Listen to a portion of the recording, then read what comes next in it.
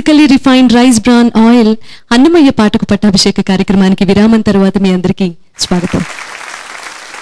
దివ్య శృంగార నాయకుడి దగ్గర సౌందర్య నాయిక ఎలా ప్రవర్తించాలి, ఆయన మనసిరికి ఆహ్లాదాన్ని ఆనందాన్ని ఎలా పంచుకోవాలి, ఈ విషయాలన్నీ అన్నమాచార్యులు వారు ఈ సంకీర్తనలో పొందుపరిచారు. వృషభాద్రికి ప్రాతినిధ్యం వహిస్తున్న శ్రీ సాలూరి వాసురావు గారు కాపీ రాగంలో స్వరపరిచినటువంటి ఈ సంకీర్తనను ఆలపించడానికి ఇక్కడికి ఆహ్వానిస్తున్నాను శ్రీమతి శ్రీనిధిని.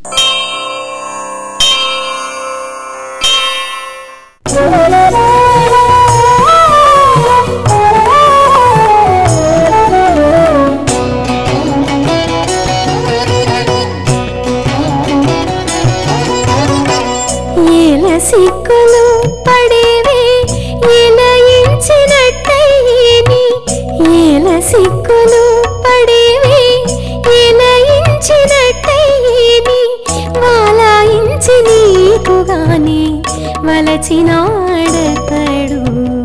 వాలాయించి నీకుగానే వలచినాడతడు. ఏల సిక్కులు పడేవే ఎలయించినట్టయ్యేని,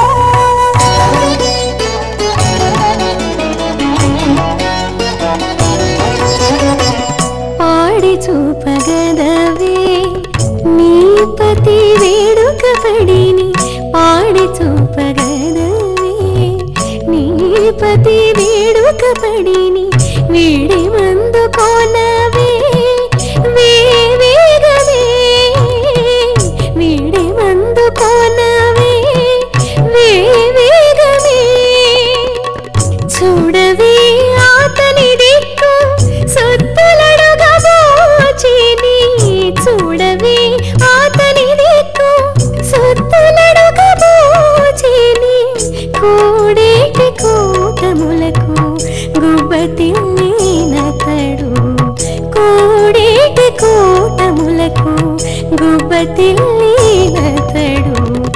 ఏల సిక్కులు పడేవే ఎలయించినట్టయ్యేని, వాలాయించి నీకుగానే వలచినాడతడు. ఏల సిక్కులు పడేవే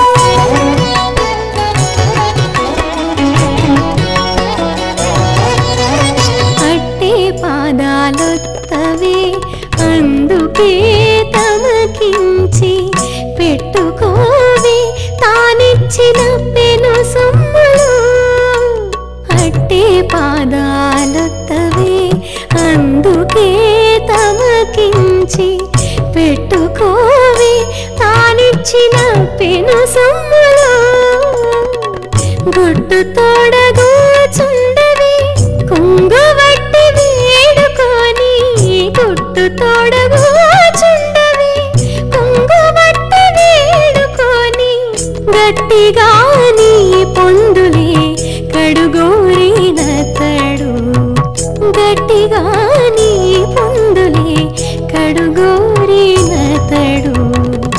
ఏల సిక్కులు పడేవే ఎలయించినట్టయ్యేని, వాలాయించి నీకుగానే వలచినాడతడు. ఏల సిక్కులు పడేవే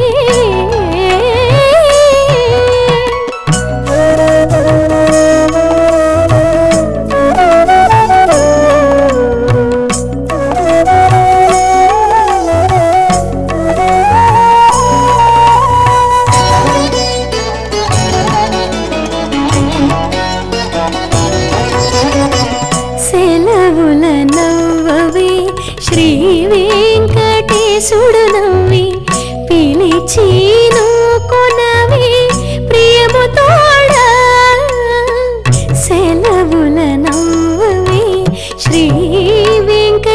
చూడు నువ్వే పిలిచేను కొనవే ప్రియముతోడా లలి గుబ్బలను వత్తవే లాలన చేసి లలి గుబ్బలను వత్తవే లాలన చేసి నిన్ను తలపించి నీరతికి తమకించిన తడు తలపించి నీరతికి తమకించిన తడు ఏల సిక్కులు పడేవే ఏలయించినట్టయిని వాలాయించి నీకుగానే వలచినాడతడు ఏల సిక్కులు పడేవే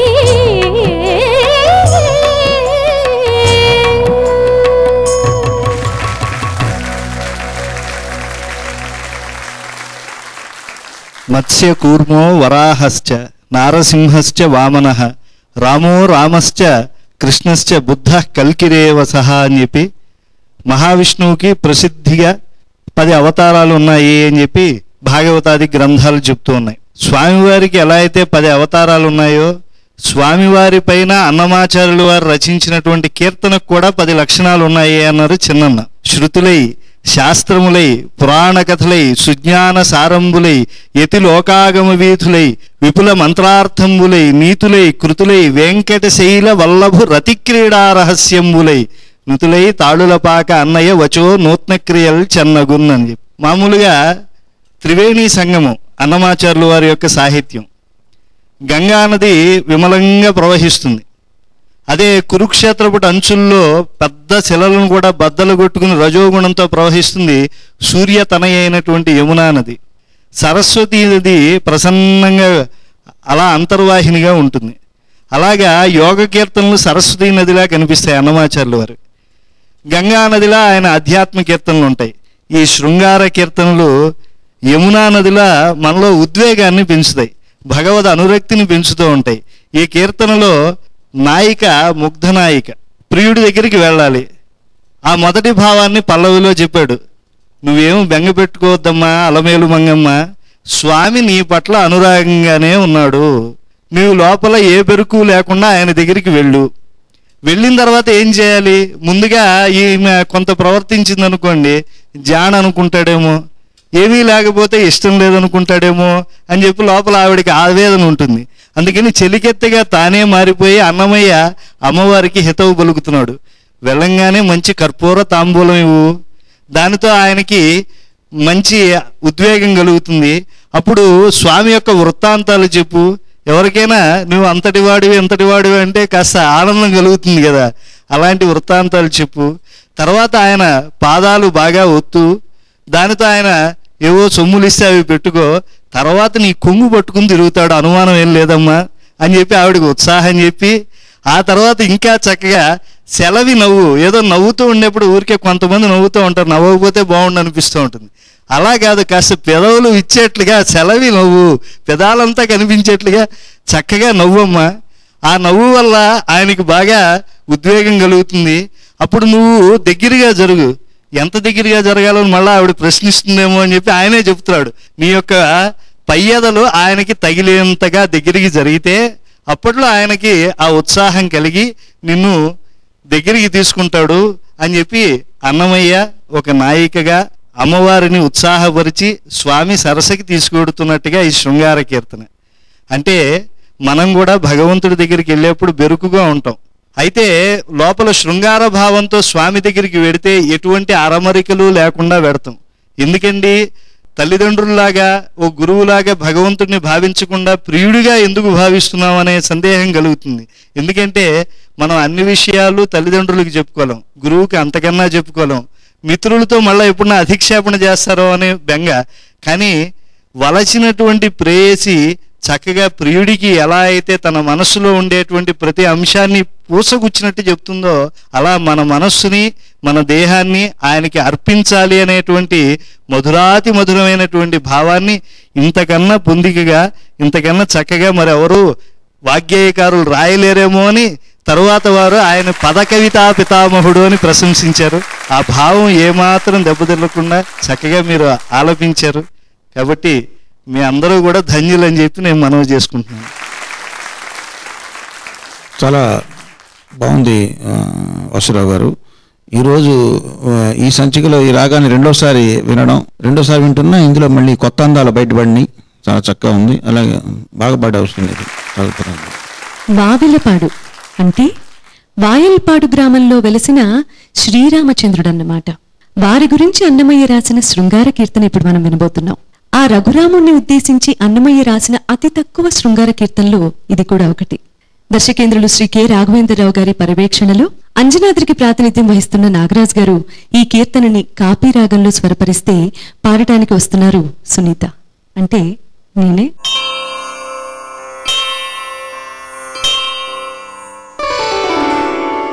రాతిపతి మసేసిన రామచంద్ర నీ చేతిలోని దానమింతే శ్రీరామచంద్ర.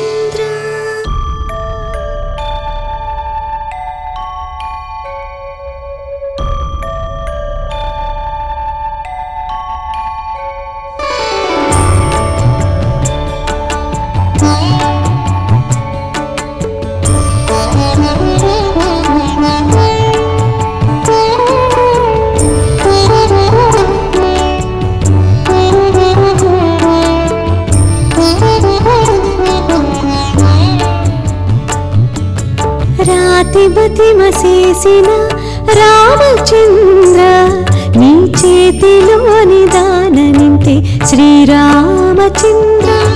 రాతిపతి మసేసిన రామచంద్ర నీ చేతిలోని దానమింతే శ్రీరామచంద్ర.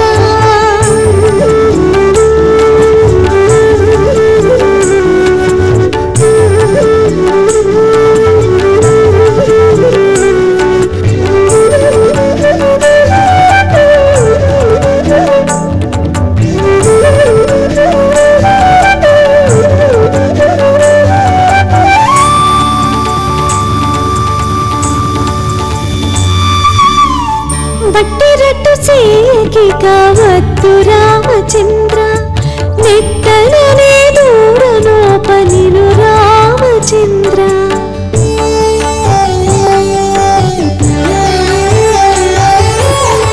బట్టిరట్టు సేకి కావద్దు రామచంద్ర నెట్టలనే దూరనోపనిను రామచంద్ర.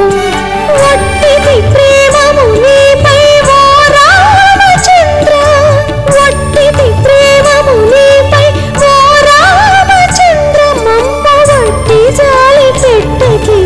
వద్దు రామచంద్ర వద్దు రామచంద్ర.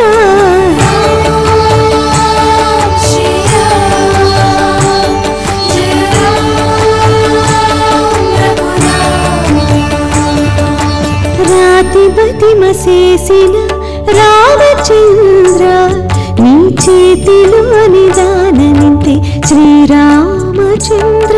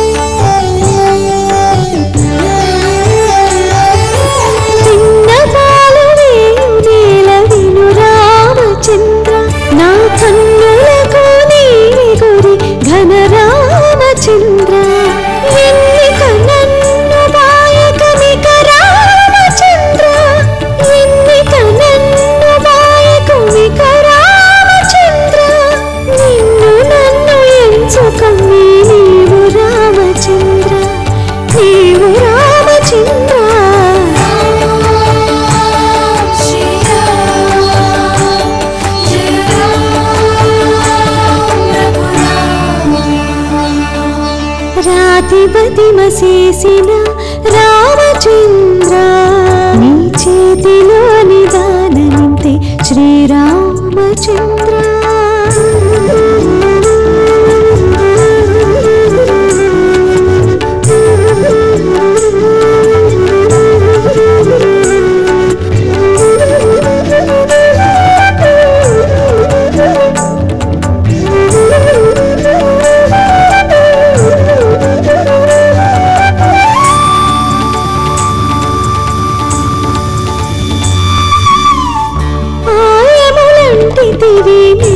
రామచంద్ర ఒక్క పాయమే ఇద్దరికి పలు రామచంద్ర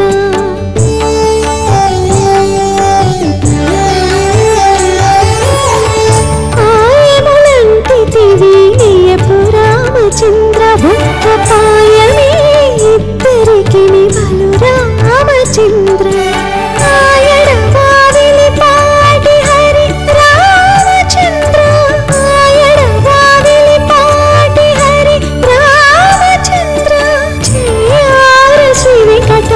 చెందితే రామచంద్ర రామచంద్ర శ్రీ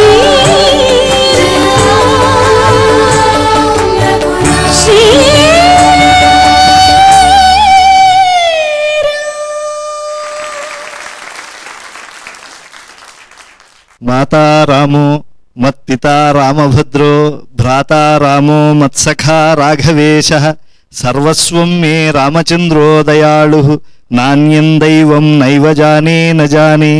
ఇది రాముడి పట్ల అనన్యమైనటువంటి భక్తి భావన. ఇటువంటి ఆర్ద్రతాబంధురమైనటువంటి చిత్తంతో రామచంద్ర రామచంద్ర అంటూ దివ్యమైనటువంటి కీర్తన అన్నమాచార్యులు వారు వాయిల్పాడు రామచంద్రస్వామిపై రచించాడు. అంటే అటు వాయిల్పాడులో ఉండేటువంటి రాముడికి పైనుండేటువంటి వెంకటాద్రి రాముడికి అంటే చేయారా అన్నాడు. అంటే కింద పాదాలను చూపించేటువంటి శరణాగతిని చూపించేటువంటి ఆ వెంకటాద్రి రాముడికి అభేదాన్ని దర్శించి చక్కగా ఆయన గానం చేశారు.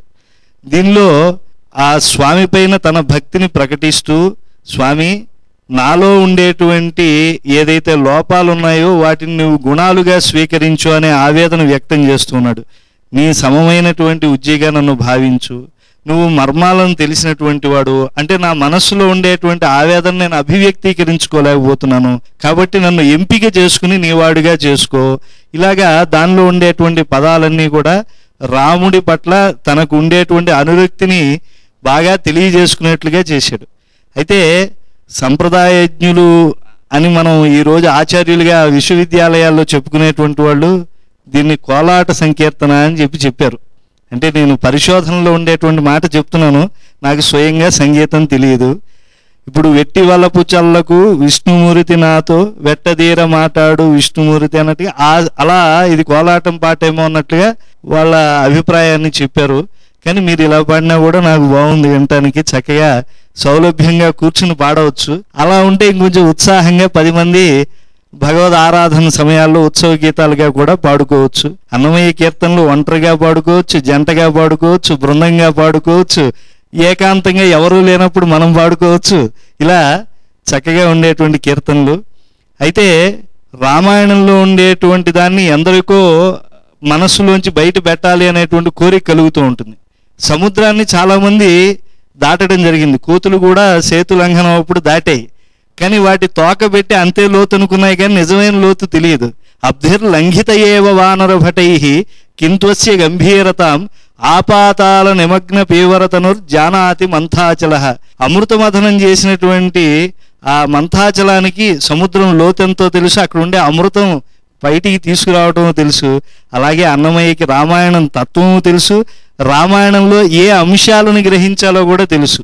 కనుక రాక్షస భావన పోయేట్లుగా, సీతాభావన మనలో పరిఢవిల్లేట్లుగా, హనుమంతుడు విభీషణుడు ఇత్యాదులకు ఏ విధమైనటువంటి శరణాగతి భక్తి భావన రామచంద్రుడిపై ఏర్పడిందో అలా ఏర్పడేట్లుగా అన్నమయ్య పడికట్టు పదాలను వేసి మంచి కీర్తన రచించాడు.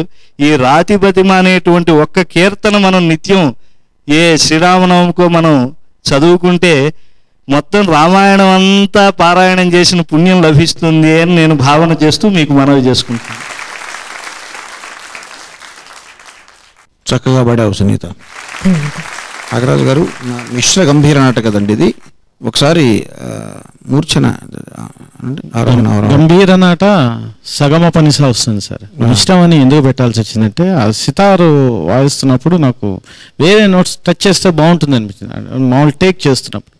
అందువల్ల నేను ఇక అది మిశ్రం అయిపోయింది కాబట్టి ఆ నోట్ టచ్ చేయగానే అప్రయత్నంగా బా అనేటువంటి ఒక ఫీలింగ్ వస్తుంది. అంటే పెద్దనేయండి, చిన్నని అసలు లేదు. ట్యూన్ చక్కగా ఉంది. ఓపెనింగ్ ఫస్ట్ బీజంలో మీరు ఇచ్చిన సితార్ ఎవరు వాయించారండి? సితారు కిషోర్ గారు వాయించారు, అద్భుతంగా వాయించాడు. టోన్ చాలా బాగుంది.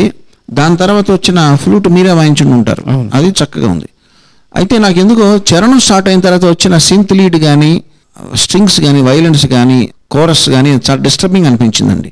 అవన్నీ లేకుండా, అంటే శృంగార నాయక స్వామివారితో నివేదించుకునే కీర్తన కాబట్టి ఆ ఏకాంత లక్షణానికి డిస్టర్బింగ్ అనిపించి అన్నెసరీ రిచ్నెస్ పెరిగిపోయింది అనిపించిందండి. అవి మూడు లేకుండా ఉండి కేవలం ఆహ్లాదకరంగా మీరు ఇచ్చిన అద్భుతమైన సితార్ అండ్ ఫ్లూట్, ఆ రెండు కంటిన్యూటీ చాలా హృదయంగా అయి ఉండేది. ఇప్పుడు కూడా బాగుంది, ఇంకా బాగుండి ఉండేదని ఒక చిన్న వెలితి ఆ భావం నాకు మీకు ఇప్పుడు ఎక్స్ప్రెస్ చేస్తూ ఉన్నాను. చాలా చక్కగా ఉందండి. మిశ్ర గంభీర నాటలో చాలా చక్కగా చేశారు. తిరుపతిలో వెలసిన గోవిందరాజస్వామి గురించి వర్ణించిన ఈ శృంగార సంకీర్తనలో కొండల కోనేటి రాయుడైన శ్రీ వెంకటేశ్వరుడు శ్రీ గోవిందరాజస్వామి ఒకరేనని స్పష్టం చేస్తోంది. గరుడాద్రికి ప్రాతినిధ్యం వహిస్తున్న శ్రీమతి ఎంఎం శ్రీలేఖ గారు హిందోళంలో స్వరపరిచిన ఈ సంకీర్తనను ఆలపించడానికి ఆహ్వానిస్తున్నాను శ్రీమతి గాయత్రీ నారాయణన్ని.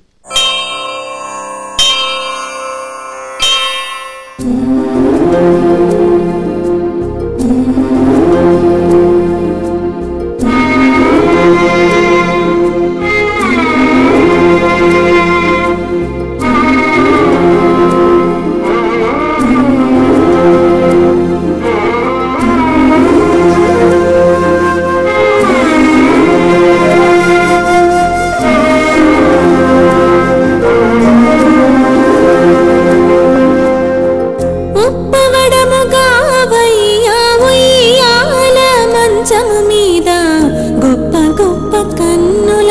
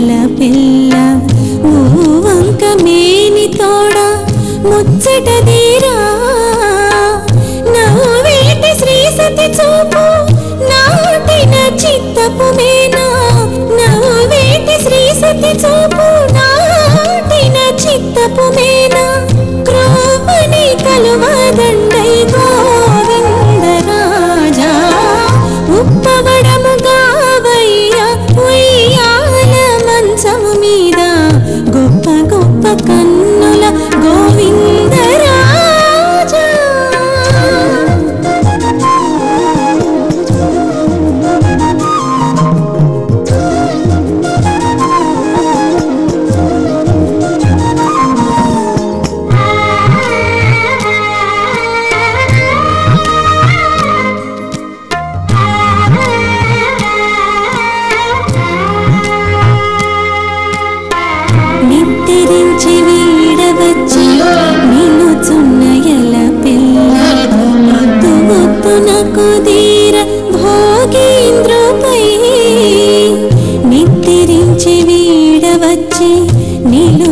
నయల పిల్ల పృథువొత్తునకు తీర భోగేంద్రుపై ఇద్దరు సతులు నీకు నేర్చిన తాళగతుల ఇద్దరు సతులు నీకు నేర్చిన తాళగతుల గుత్తిటి పాదములతో గోవిందరాజా ఉప్పవడము కావయ్య ఉయ్యాల మంచము మీద గొప్ప గొప్ప కన్నుల గోవిందరాజా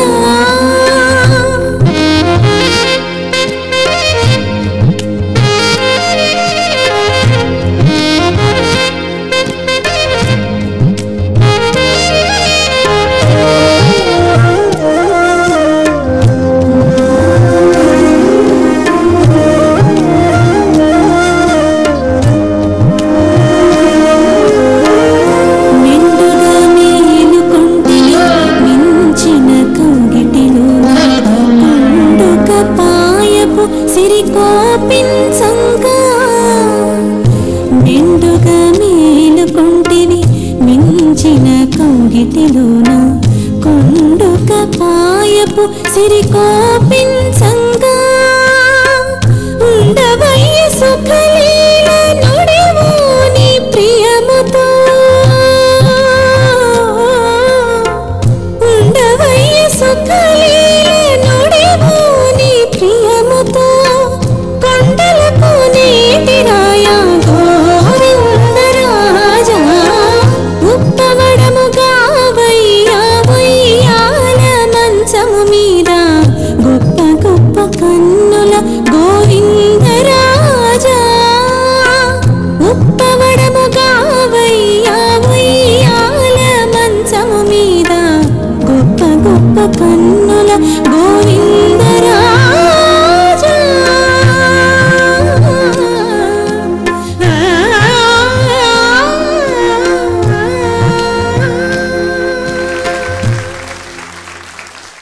ఫల్గుణే మాసి పూర్ణాయాం ఉత్తరక్షేందువాసరే గోవిందరాజో భగవాన్ ప్రాదురాసీన్ మహామునే.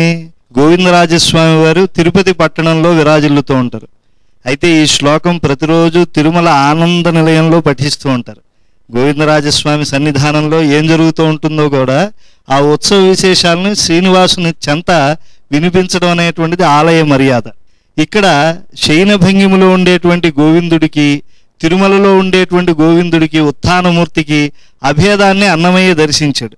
అయితే స్థానికంగా మనకు తిరుమలలో ఉండేటువంటి గోవిందుడు కళ్యాణ వేళ ఆయన కుబేరుడికి అప్పుపడ్డాడని, దాన్ని ఆయన అన్నగారైనటువంటి ఈ గోవిందరాజస్వామి వారు తీరుస్తూ అలసిపోయారని, తల కింద కుంచం పెట్టుకుని పడుకున్నారని, శ్రీదేవి భూదేవి పాదసేవ చేస్తూ ఉంటారని, బ్రహ్మగారు నాభీ కమలంలో వచ్చి ఆయనకి వింజామర వీస్తూ ఉంటారని ఇలా చక్కగా చెబుతూ ఉంటారు. మనం ఆ గోవిందరాజస్వామి ఆలయంలోకి వెడితే అది శిలా విగ్రహం కాదు, అది నవనీత విగ్రహం. అందుకే అక్కడ అభిషేకం ఉండదు, ఊరికే పైన తేనెతో, పునుగు తేనెతో అలా అలదడం మాత్రమే ఉంటుంది. ఆయనకి అభిషేకం అదే. ఈ కీర్తన కూడా నిజంగా కఠినమైన పదాలు లేకుండా అంత మధురంగానూ అన్నమాచార్యుల వారు రచించారు. ఆయనకి అభిషేకం జరిగినట్లుగా రచించారు. పైగా స్వామి సుఖనిద్రలో ఉన్నాడు అనేటువంటి దాని నుంచి ఆయన మేలుకునేందుకు తగినటువంటి ఉపచారం జరిగిందని, తరువాత మేలుకొన్నాడని, ఈ మూడింటిని అందంగా ఈ కీర్తనలో ఆయన ప్రతిపాదనం చేశాడు. అలా పడుకున్నటువంటి స్వామికి మంచి అలంకారం ఉండాలి కదా. కాబట్టి శ్రీదేవి యొక్క కన్ను చూపులే నల్లటి కలువ దండ, ఎందుకంటే ఆవిడ కాటుకు పెట్టుకుంటారు కాబట్టి ఆ నల్ల కలువల దండ అయింది ఆయనకి అని అభివర్ణించారు. తర్వాత మరి ఆయన మేల్కొల్పడానికి మెల్లగా లేపాలి ఆయన్ని. కాబట్టి ఎందుకంటే ఆయన సారసనేత్రుడు. మీకు ఆశ్చర్యం ఏమిటంటే కావ్యశాస్త్ర మర్యాదలో ఏ పురుషుడి యొక్క కళ్ళు వర్ణించినా కూడా ఆడవాళ్ళ కన్నుల్లా కమలాల్లో ఉన్నాయి, కలువల్లా ఉన్నాయని అభివర్ణిస్తే వాళ్ళు కోప్పడతారు. నీ కళ్ళు ఎద్దు కళ్ళులా ఉన్నాయి అంటే పురుషులు సంతోషిస్తారు. సాముద్రిక శాస్త్రం ప్రకారం పురుషుడు కళ్ళు వర్ణిస్తే ఎద్దు కళ్ళలా ఉండాలి అని సంప్రదాయం. కానీ ఒక్క విష్ణువు యొక్క కళ్ళు మాత్రం ఆయన స్త్రీ ప్రకృతి పురుష ప్రకృతికి సమానుడిగా అభివర్ణిస్తారు. కాబట్టి ఇక్కడ గొప్ప గొప్ప కన్నులు అని ఆ రెండు అర్థాలు వచ్చేట్టుగా పల్లవి చేసి అన్నమాచార్యుల వారు. తరువాత మరి ఆయన మేలుకొల్పడానికి సుకుమారంగా భూదేవేరులు ఇద్దరు కూడా తాళగతులతో అలా లేపారు ఆయన్ని. ఆయన పాదాల దగ్గర ముట్టుకుని చక్కగా ఆయన నిద్ర నుంచి లేపారు. ఎందుకంటే అంత సుకుమారంగా తామరల వంటి చేతులు కలిగినటువంటి ఆ దేవేరులు లేపినా కూడా తావన్మాత్ర స్పర్శకే ఎర్రబడిపోతాయి ఆయన పాదాలు. కాబట్టి ఆయన పాదాలు ముట్టుకునేప్పుడు చాలా ఒయ్యారంగా చాలా సుకుమారంగా ముట్టుకోవాలి వాటి. అలా ముట్టుకున్న తరువాత ఆయన మేలుకుని అమ్మవార్లు ఇరువురిని కూడాడు అంటే శ్రీదేవిని భూదేవిని ఆయన సరస్సుకు చేర్చుకున్నాడు అని అంటే లోక కళ్యాణం జరుగుతుంది అని అర్థం. కాబట్టి తిరుపతి గోవిందరాజస్వామి సంకీర్తనల్లో శిరోభూషణమైనటువంటి కీర్తన బాగుందండి. మామూలుగా జలలేఖ శిలాలేఖ అనేటువంటి 2 మాటలు మేము వింటూ ఉంటాం సాహిత్యంలో. జలలేఖ అంటే నీటి మీద రాత అప్పటికే పోతుంది, శిలాలేఖ అంటే శాశ్వతంగా ఉంటుంది. శ్రీలేఖను కూడా శిలాలేఖను అనవచ్చేమో, శాశ్వతంగా ఉండేటువంటిది అంటే శ్రీ కలిగినటువంటి స్వామిపై లేఖ. నిజంగా ఈ కీర్తన అండి ఎక్కడ ప్రతి సాహిత్యం మాత్రం చూస్తున్న సంగీతం కాకుండా ప్రతి దీర్ఘాన్ని ప్రతి హ్రస్వాన్ని అలాగే వచ్చేట్లుగా ట్యూన్ చేశారు. కాబట్టి ఇది నాకు నచ్చినటువంటి అంశం. ఇంకా సాహిత్యంలో ఉండేటువంటి విషయాలు చెప్పగలను కానీ సంగీతంలో వారు చెప్పాలి, వారు ఏం చెప్తారో విందామండి. నమస్కారం. గాయత్రి చాలా బాగా పాడమ్మా. ధన్యవాదాలు. సుఖలీల నుడివోని అని రెండు పదాలు కలిపి పాడితే బాగుంటుంది. నెక్స్ట్ టైం చూసుకోది భావయుక్తంగా పాడావు, బాగుంది శ్రీలేఖ హిందోళంలో. అయితే ఇది ఉప్పవడము గావయ్యా ఉయ్యాల మంచం మీద అనేది అది సుఖంగా శయనించవయ్యా అని చెప్పడం కదా. అది ఒకసారి ఫస్ట్ లైన్ పాడు.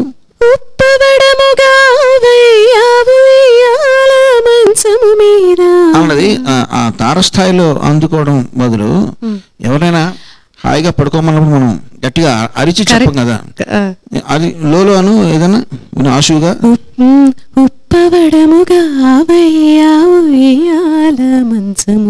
అని ఉంటే యాప్ట్ గా ఉండేదని ఫీలింగ్. అంతమించేం లేదు. ట్యూన్ బాగుంది, మిగతా అంతా అంటే దానికి అలా చేయడానికి కారణం గొప్ప గొప్ప కన్నుల అని పైకి తీసుకెళ్ళడానికి ఫస్ట్ కిందకి దింపి అలా ఆ రీతిలో తీసుకెళ్ళాను. ఇలా కూడా చేసిన బాగుండేది. ఓపెనింగ్ మినహా మిగతా అంత చక్కగా. Thank you. విశిష్ట అతిథిగా వచ్చిన ఇవాళ మీకు ధన్యవాదాలండి. Thank you so much. మీరు ఎంతగా మాకు ఎన్ని తెలియని విషయాలు ఇలా తెలియపరుస్తున్నారు. చాలా విషయాలు తెలుసుకుంటాం మీ దగ్గర నుంచి ఇలాంటి ఒక స్పందన రావడం నిజంగా నా భాగ్యంగా భావిస్తున్నాను. గాయత్రి ఎప్పటిలాగే చాలా బాగా పాడారు. ధన్యవాదాలు. Thank you sir. Freedom physically refined rice brown oil Annamayya పాటకు పట్టాభిషేక కార్యక్రమంలో చిన్న విరామం.